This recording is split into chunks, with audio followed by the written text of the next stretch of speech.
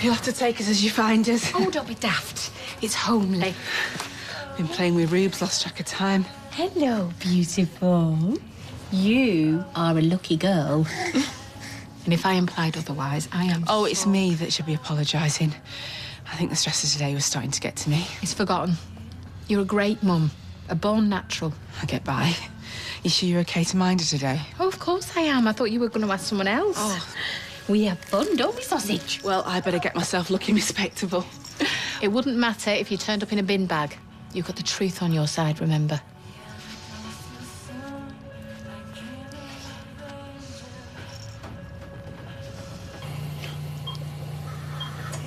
See? Me and my pride. I'm pathetic. And what was I thinking of? Myself, as usual. So I am sorry, darling. And we are a foursome.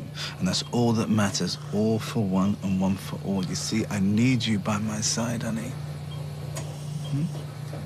Because you've got children to raise. They'll be teenagers before we know it. They'll be slamming doors in our faces and screaming that they hate us. So you see, you cannot bail out on me now. And we love you. And we need you. And we can't do without you.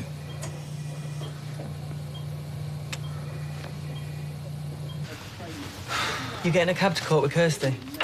No, Deirdre and Kern are giving us a lift. I don't mind Fizzbomb's getting on. Well, I'd save you pity. Well, I'm just saying, it can't be easy for her. Yeah, but if Tyrone gets locked up, she'll have had a lucky escape. I doubt she sees it that way. You going on a hunger strike is not going to help Sunita. No, don't beat yourself up, J-boy. He's not. Spark of the year, aren't he, Jess? Look, I'm sorry your mate's dead, but it's not my fault. Where do you think you're going? Work. Oh, in your dreams, Paul. They sent you home last week. And what am I supposed to do, eh? Swing the lead here while more mates run into burning buildings? I'll see you later.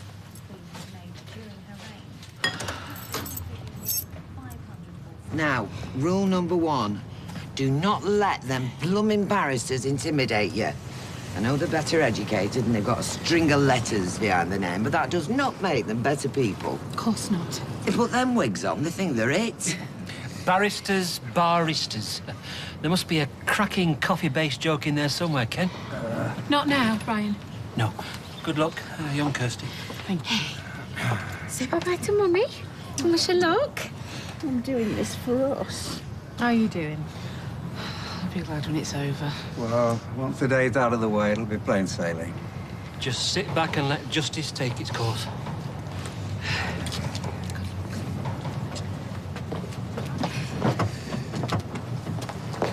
We're just about to knock on. Well, I saved you the bother. How's Fizz?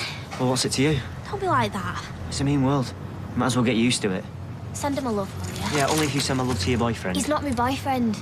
You know, it's all in your head.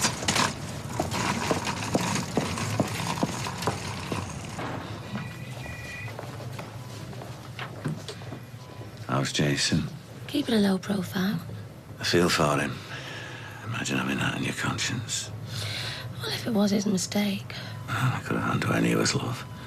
When you lose concentration for a split second, you get complacent. But no one would have predicted anything like this would have happened. No. Oh, sorry. Why don't you pull up a chair? Oh, I'll just perch here. I keep thinking about Sunita. I know. What was she doing at the pub? She'd already had a go at me. I mean, I tried to say I was sorry. I don't get it. Why did she come back for more? Drunk, maybe. Well, stop torturing yourself. I mean, you might never find out. I want to see her. Yeah, that's wise. I need to see her. Will you take me?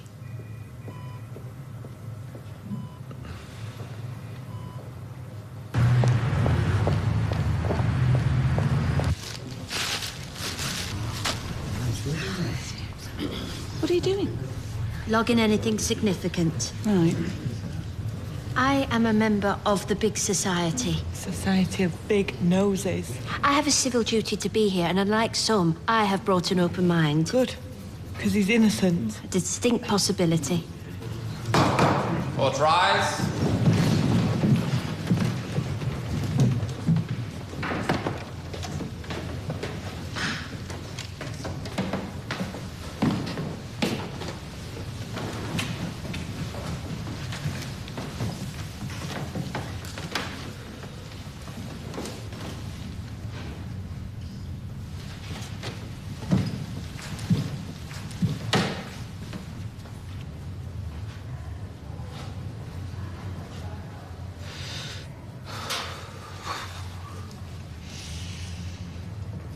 Ladies and gentlemen of the jury, please do not be taken in by the affable Grease Monkey act. Tyrone Dobbs is a shrewd, calculating man and a consummate performer. Having subjected Kirsty Soames to a number of violent attacks, he mounted a fake charm offensive. He fooled Kirsty Soames into believing he was a reformed character who wanted only to live happily ever after in wedded bliss. In reality, he had long tired of his girlfriend. All he really wanted was parental rights over their daughter. Power. Isn't that what every bully craves?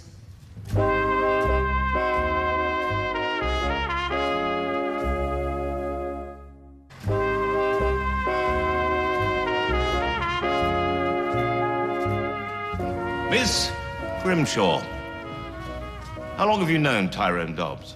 About 10 to 12 years. And you've lived next door to him all that time? Yes. So you've shared a party wall with Mr. Dobbs during his marriage to the late Molly Dobbs and during his relationship with the complainant, Kirsty Soames?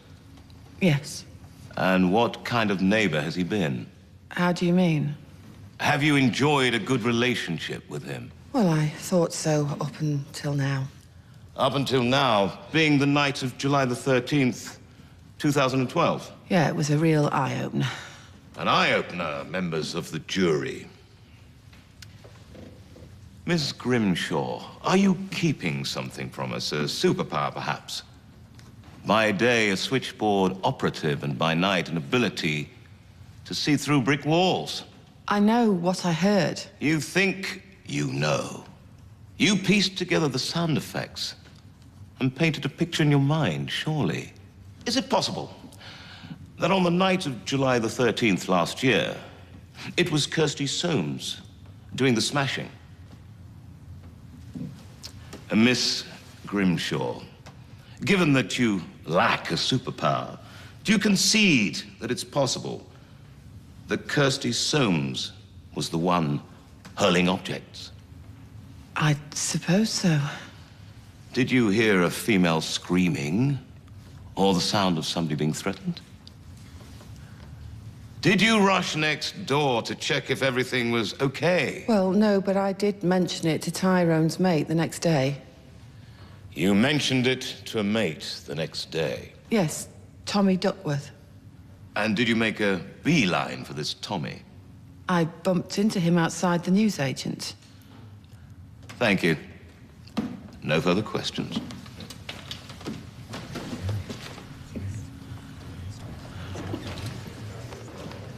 Are you sure it's okay? Of course, come on.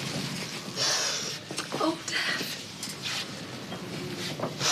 I am sorry. I'm so sorry. I know. Oh, God, poor Sunita. Well, where there is life, there is hope. That's right. So you're looking well. On the mend. That's good.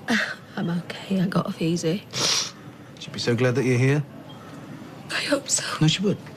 She would. She never could hold a grudge. Everything's going to be okay, and when she wakes up, we're all going to rally round and help in her recovery. Listen, why don't you both stay for a bit? I think she likes the company. Oh, no, mate. I don't want to intrude. No, please. Please stay. Come on. I'll get another chair.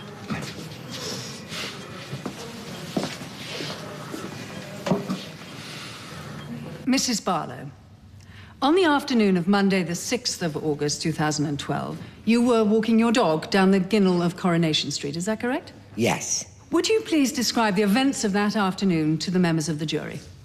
I'd heard Kirsty and Tyrone arguing earlier on. I was going out with Eccles, the dog, and, well, they were still at it when I came back. Can you remember specifically what was said? She was saying that he needed to calm down. She said, you need to calm down and we need to talk. And she was pleading with him. He was hopping mad.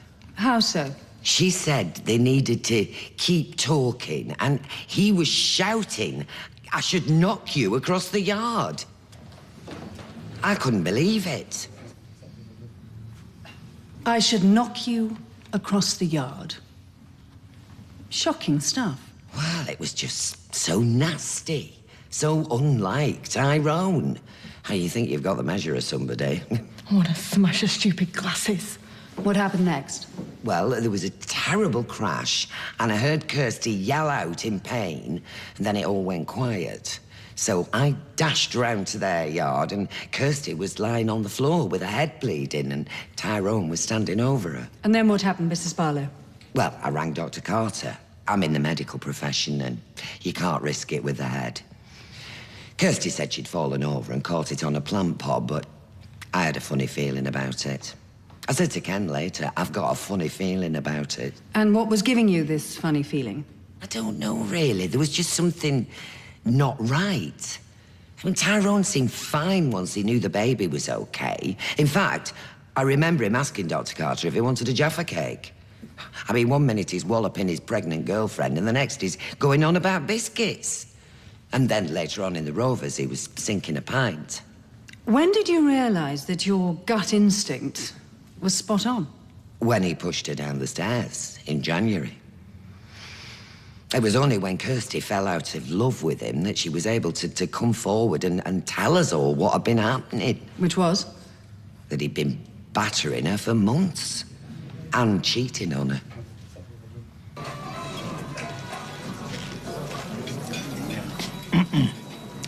You sulking? I'm simply saving my conversational prowess for the imaginatively titled 1 o'clock club.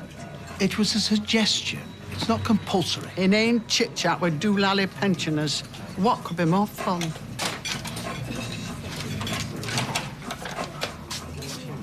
Shouldn't you be in co-op? Ah, Fizz wanted me to focus on my stall. You don't look in mood for cheeky banter. You said it. What's up? Nothing. Apart from a totally disastrous love life. Oh, that old chestnut. I reckon getting splattered is totally underrated. Is the bistro open? I'll tell you what, I'll do your mates' rates. We'll call it unhappy hour. See you over there.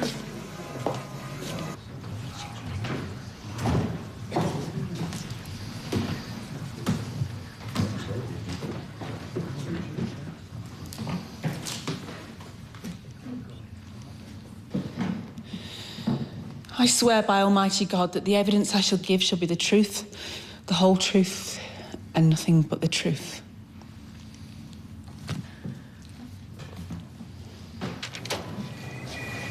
Oh, so they're letting you go home then?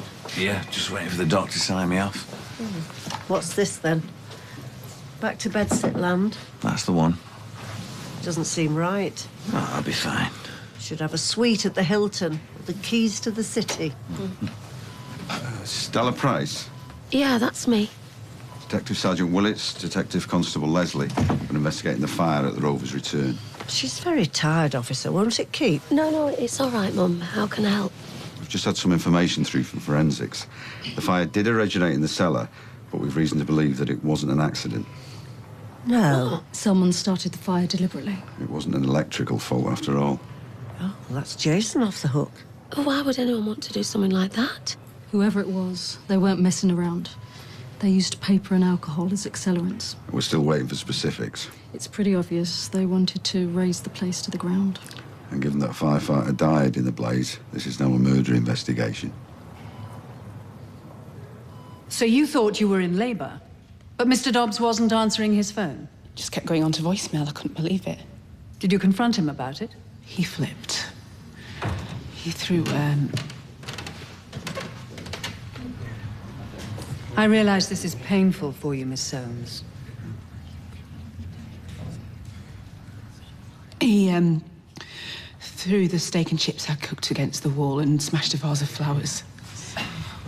He slapped me around the back of the head, hit me up against the sink. Oh, that was you that did that. She's twisting it. Sit down, Mr. Dobbs.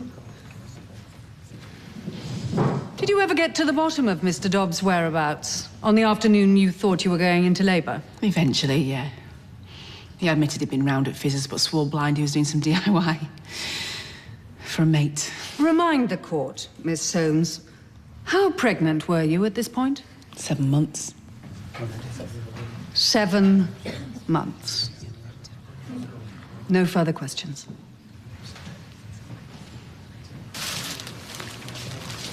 Oh, yeah? I was hoping you'd be on your own. The fire wasn't anything to do with the electrics. It was started deliberately. You're off the hook. Oh, I thought I was going mad. I knew I'd done a good job. They used accelerants, alcohol and paper. Well, alcohol, though, I mean, you know, it is a pub. But there was a concentration of it found around the fuse box. We store it up the other end. Yeah, it was pretty tidy down there. There was nothing around the fuse box. It was easy access. We estimate the fire started around 7:30 p.m. Oh, well, that's when we were in the bistro, taking our kit off for charity. Well, somebody's going to hell in a handcart. Does anyone have a grudge against you, Miss Price? Does anyone want to burn me to a crisp, you mean? No. Well, Sunita said you'd regret crossing her. That was after she threw a drink in your face. Miss Soames, why, when you were so terrified of Mr. Dobbs, when you'd spent your days treading on eggshells, why bring your baby home to such a dangerous man? I didn't think he'd do anything to hurt Ruby. It was a risk you were prepared to take. I wasn't exactly spoilt for choice. Why did you leave Tyrone Dobbs off the birth certificate? I didn't know how things would pan out. So you left him off as a sort of insurance policy. A get-out-of-jail card, in case he was an unfit father. Whatever you want to call it. But you let him give up his job to become daddy daycare, with full-time responsibility for Ruby. I was under orders. He told me I had to work full-time while he stayed at home with Ruby. End of. He sounds like a controlling monster. You said it. Yet, when he proposed, you bit off his arm. No pun intended. You've told us the part of you still loves him.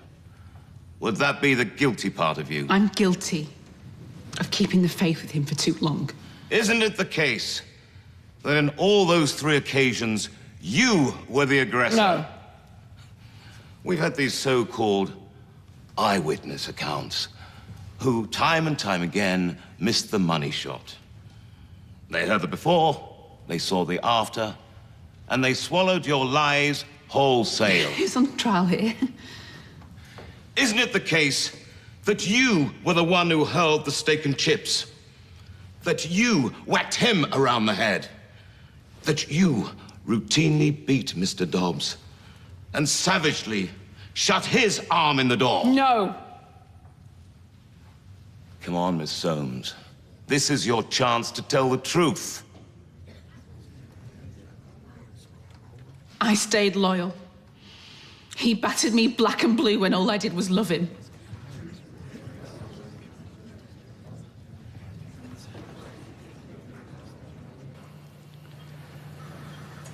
She looks peaceful. Oh, no change. But no deterioration either, so that's something, right? This is obviously a very difficult time for you, but... No one, please. You do what you need to do. Thank you. We understand that there is no love lost between Sunita and Stella Price. Well, none of that matters now. In fact, Stella came to see Sunita just a few hours ago, didn't she, Annie? And we understand they had a very public row shortly before the fire started. I'm sorry, what are you implying? Forensics have confirmed that the fire was started deliberately. Maliciously. By somebody with a grudge against the landlady or her family. And given that a firefighter died, this is now a murder investigation. Can we step outside, please?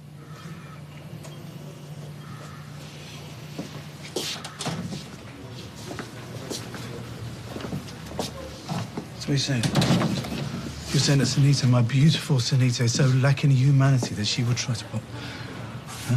burn Stella alive. Can I get to the truth, Mr. Allahan? Your ex-wife, Sunita, was obviously very angry with Stella. No, my Sunita is not in the habit of setting buildings on fire. She has got a pure heart. She is a good... This is obviously a very stressful Yeah, time. made 10 times worse by you two coming here and playing fast and loose with her good name. Now, she is fighting for her life, so don't you dare, don't you... Okay. That's it for now. Look, we're just trying to bring the right person or persons to justice. Oh, fresh air at last. Yeah, well, you were great. Defence made mincemeat of me.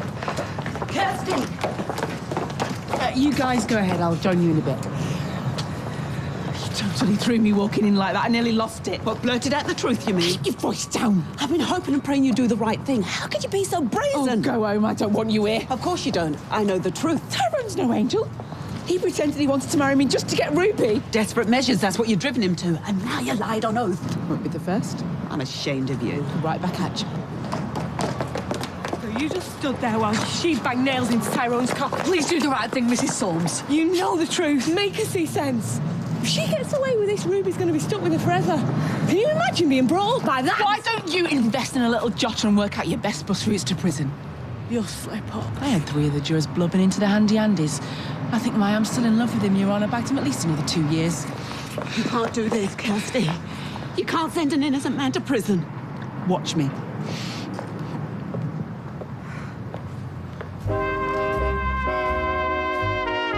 Coronation Street continues in half an hour.